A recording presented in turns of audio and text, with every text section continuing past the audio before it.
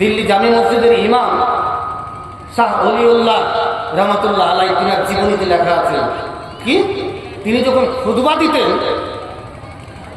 দিতেন তো মাথায় পাগড়ি বেঁধে খুতবা দিতেন। খুতবা দেওয়ার সময়তে পাগড়িটাকে নামিয়ে চোখটাকে ঢেকে নিতেন।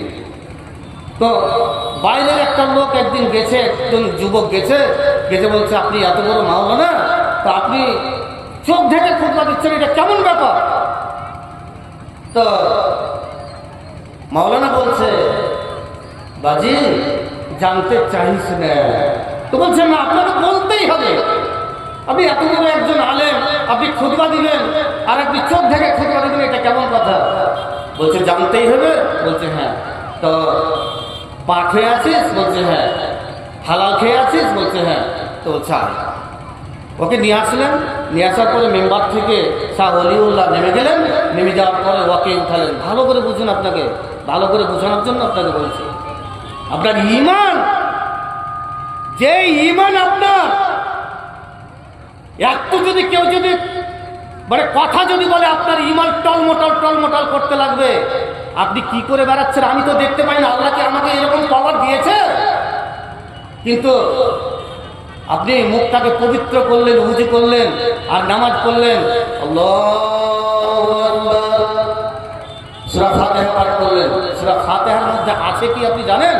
সূরা ফাতিহা পাঠ করে সালাম ফিরলেন, আসসালামু আলাইকুম ওয়া রাহমাতুল্লাহ, আসসালামু আলাইকুম ওয়া রাহমাতুল্লাহ। বাইরে বেরিয়ে গেলেন। আর বেরিয়ে যাওয়ার পরে ওই পঞ্জরে দুটা লোক কিলে বুদুর ফুসুর সাথে মিথ্যে আর চুগলখড়ি আপনি আরম্ভ করে দিলেন। আরে বেকুব, তুমি এখনই নামাজ পড়ে এলে, আল্লাহর পবিত্রতা বর্ণনা করে আসলে, আর তুমি এখনই নামাজ পড়তে তোর মুখ দিয়ে ওরকম কথা বের হয় কি করে? তুই এখনই না আল্লাহর সাথে কথা বলে আসলি? তুই এখনই বললি ইহদিনাস সিরাতাল মুস্তাকিম, ইয়াকা না'বুদু ওয়া ইয়াকা নাস্তাঈন, আল্লাহ আমি তোমারই ইবাদত করি, তোমারই কাছে প্রার্থনা করি, আর কারোর কাছে আমি চাই না। তুই এখনই বলে আসলি। আর এই পবিত্র মুখখানাকে তুই আল্লাহর ঘরে, যেখানে আল্লাহর সাথে ডাইরেক্ট তুই কথা বলে আসলি, আল্লাহ তোকে দেখছে, তুই আল্লাহকে দেখছিস, ডাইরেক্ট কথা বলে আসলি। আর কথা বলার পরে আবার মসজিদ থেকে বেরিয়ে তোর মতন হারাম খোর দুনিয়াতে বেঁচে যেতে পারবি। তোর নামাজের 5 পয়সার দাম নাই, তোর নামাজের 5 পয়সার দাম নাই। তোর মতো যদি নামাজি যদি দুনিয়াতে না থাকে, আল্লাহর কিছু যায় আসে না। আল্লাহর সাথে মজাক করতে যাচ্ছ, ঠাট্টা করতে যাচ্ছ মসজিদে। তুমি নামাজ পড়তে গেলে আর নামাজ পড়ে তুমি শুরু করে দিলে, মানে তুমি ভিড় দিলে, কোথায় পেয়েছো তুমি? তুমি মুখটাকে পবিত্র করে গেলে, তুমি মুখটাকে সুন্দর করে গেলে। তোমার নামাজের 5 পয়সার দাম নাই, তোমার ইমানের 5 পয়সা ইমানদারের দাম। সুতরাং এখনো সময় আছে, শুধরে যা। কারণ আমি আগেই বলেছি, আমার ক্ষমতা নয় আপনাকে মারা, আপনাকে আমি মারবো। একজন ভাই 50 টাকা দান করেছেন, আল্লাহ যে উদ্দেশ্যে দান করছে তার দানকে পূরণ করো। আমার ক্ষমতায় আপনাকে মারা বুঝানো। আমি আগেই বলেছি, আপনার কথা মনোপত হলে আপনি মানবেন, মনোপতি না হলে আপনি ছুঁড়ে ফেলে দেবেন। কিন্তু আমার আপনাকে দরকার পড়বে, এই গ্রামের মূলবীরই দরকার পড়বে, আমি আগেই বলেছি। সুতরাং আপনার ঈমানকে বাঁচিয়ে রাখুন, আপনার সম্পর্কটা আপনি বাঁচিয়ে রাখুন। শাহ ওলিউল্লাহ কি বলছে? তাকে এতে উঠালেন, মেম্বারের উপরে উঠালেন। মেম্বারের উপরে উঠিয়ে বলছে, দেখো সবাই বসে আছে মসজিদে। বলছে, জি সবাই বসে আছে, টুপি মাথায় দিয়ে, একদম সুন্দর বড় বড় দাড়ি, একদম সুন্দর, একদম আল্লাহওয়ালা, একদম কি বলবো, একদম বলছে, দেখলে? বলছে, হ্যাঁ। তো বলছে, এবার চোখ বুঞ্জিলেন। শাহ ওলিউল্লাহ নিজের মাথার পাগড়িটাকে ওর মাথাতে চাপিয়ে দিলেন। চাপিয়ে দেওয়ার পরে তারপরে কিছুক্ষণ থাকার পরে বলছে, এক কাজ করো, এবার তুমি চোখ খোলো। পাগড়িটাকে টেনে নিয়েছে, এবার চোখ খোলো।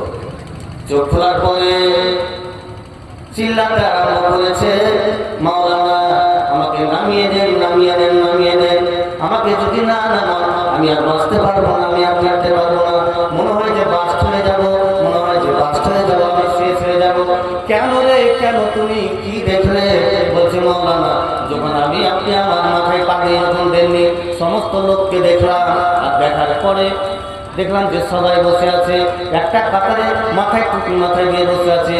যখন পাগড়িটা যখন আমার মাথায় দিলেন আর পাগড়িটা দেওয়ার পরে যখন চোখটা যখন খুলে বললেন, চোখটা আমি খুললাম, চোখটা খুলে দেখছি প্রত্যেকটা কাতারে, একটা কাতারে 10টা 15টা 20টা কুকুর দাঁড়িয়ে আছে, বিড়াল দাঁড়িয়ে আছে, শিগাল দাঁড়িয়ে আছে, বাঁদর দাঁড়িয়ে আছে, আর বড় বড় বড় বড় বড় ভ্যানে করে আছে। মনে হয় যে আমার দিকে তাকিয়ে আছে, এমন করে হিংস্র মতো আমার দিকে তাকিয়ে আছে।